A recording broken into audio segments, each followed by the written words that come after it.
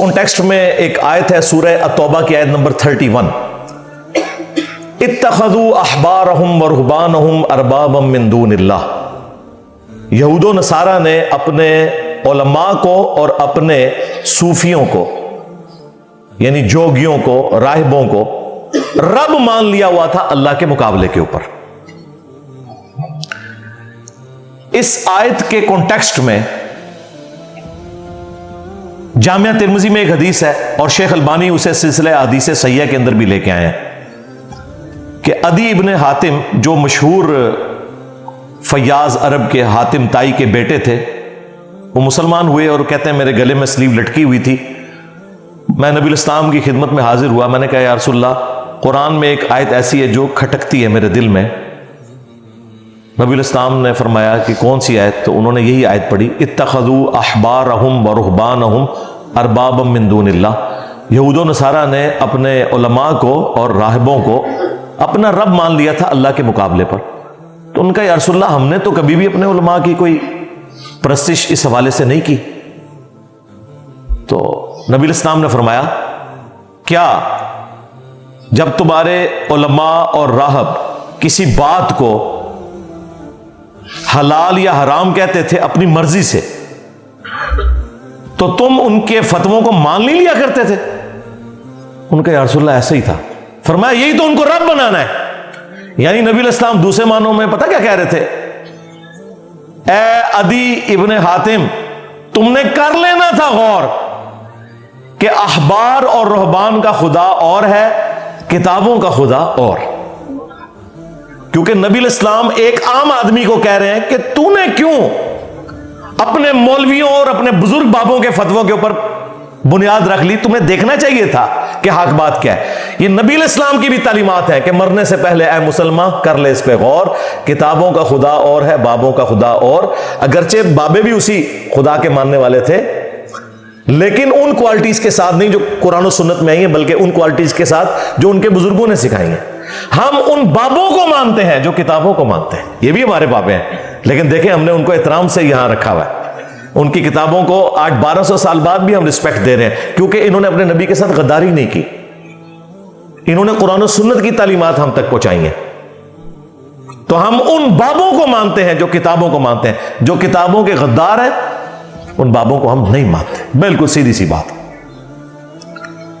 تو نبی الاسلام کی یہ حدیث بالکل اس بات کا ثبوت ہے کہ علماء اور بزرگوں کی بات کو بغیر تحقیق کے ماننا اور اسے کاؤنٹر ویریفائی نہ کرنا یہ یہود و نصارہ کا طریقہ ہے۔ سورۃ الاحقاف میں اللہ تعالیٰ نے ہمارے محبوب علیہ السلام کو علمی ڈیبیٹ کرنے کا طریقہ سکھایا۔ ایتونی بکتاب من قبل ھذا او اثارۃ من علم ان کنتم صادقین۔ اے نبی اگر یہ اس قرآن کو نہیں مانتے نا تو ان سے کہو کہ اس قرآن سے پہلے کوئی اگر کتاب ہے، ایتونی بکتاب من قبل ھذا او اثارۃ من علم، یا کوئی علم کے آثار یعنی سنت چلتی آ رہی ہو، احادیث تمہارے انبیاء کی، وہ لے آؤ، اگر تم سچے ہو ان میں سے بات کرو۔ یہی بات آج ہم کر رہے ہیں کہ نہ میں وہابی نہ میں بابی، میں ہوں مسلم علمی کتابی۔ علمی کتابی سے مراد نہیں وہ علمی کتابی فرقہ ہے، مسلم ہے ہم۔ علمی کتابی ان معنوں میں کہ علم اور کتاب کے اوپر بنیاد ہونی چاہیے،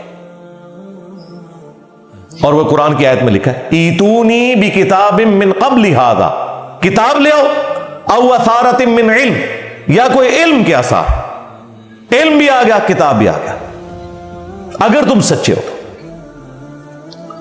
پھر سورہ النساء میں جس شان سے آیا ہے یا ایھا الذین آمنوا اطیعوا اللہ واطیعوا الرسول، اے اہل ایمان اطاعت کرو اللہ کی اور اطاعت کرو اس کے رسول کی، وَأُولِي الْأَمْرِ مِنْكُمْ، اور اپنے حکمران کی بھی۔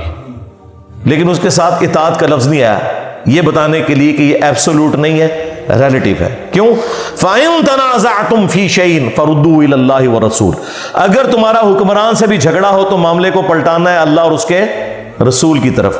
إِن كُنتُمْ تُؤْمِنُونَ بِاللَّهِ وَالْيَوْمِ الْآخِرِ، اگر تم اللہ پر ایمان رکھتے ہو، یوم آخرت پر ایمان رکھتے ہو، تو پھر تم اپنے معاملے کو پلٹاؤ گے اللہ اور اس کے رسول کی طرف، یعنی آج کی ڈیٹ میں کتاب و سنت کی طرف۔ ذالک خیر و احسن تأویلا، اسی میں تمہاری خیریت ہے اور اسی کا انجام بہتر ہونے والا ہے۔ کس کا انجام؟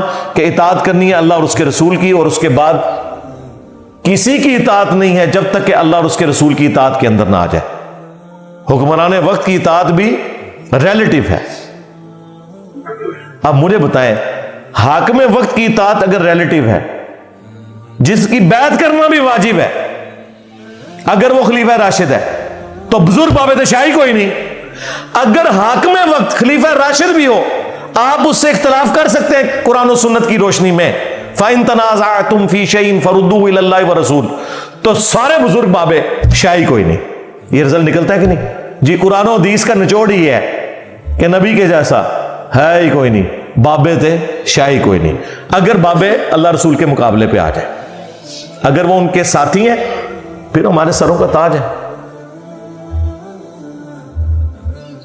صحیح بخاری اور صحیح مسلم دونوں کے اندر حدیث موجود ہے، نبی علیہ السلام نے فرمایا، جس نے میرے بنائے ہوئے امیر کی اطاعت کی اس نے میری اطاعت کی، اور جس نے میری اطاعت کی اس نے اللہ کی اطاعت کی،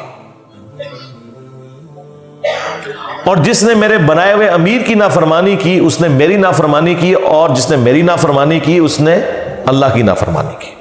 یہ تو قرآن میں بھی آیت ہے نا، من یطع الرسول فقد اطاع اللہ، جس نے رسول اللہ کی اطاعت کی اس نے اللہ کی اطاعت کی۔